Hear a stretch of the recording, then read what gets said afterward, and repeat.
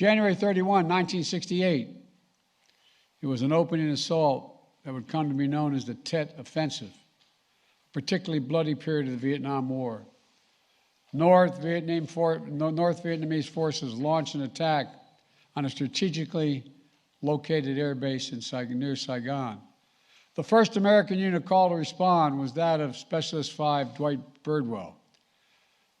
Unknown to approximately 100 men in C Troop, they were moving to be taken on a full regiment of Viet Cong, likely to be more than 1,000 strong.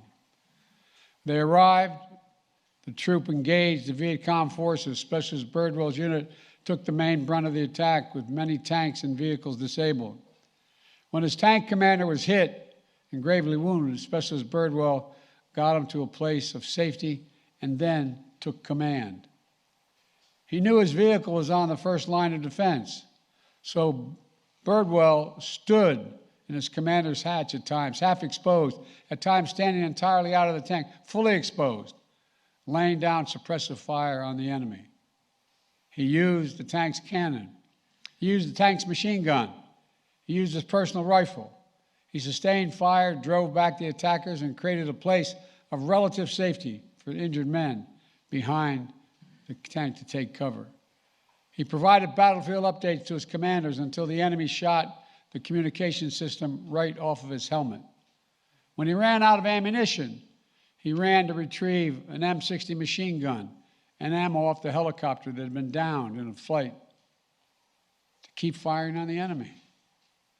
And even when that M60 was hit by enemy fire, causing it to explode and send shrapnel into Birdwell's face, chest, arms, and hands, he remained on the battlefield. When he was ordered to load onto the medevac helicopter, he complied. This I find amazing, only to crawl right back off the other side and to keep on fighting. That's what you call taking orders and causing trouble. God love you. Only after reinforcements arrived and only after he helped treat the evacuees, his fellow wounded, did Specialist Birdwell agree to evacuate himself. At the time, Birdwell received a Silver Star for his outstanding heroism on the battlefield. It took decades for his commanding officer, then General Glenn Otis, to realize Birdwell had not received the full honor he had earned. But in retirement, General Otis made sure to correct the record and fully document Birdwell's actions to make this day possible.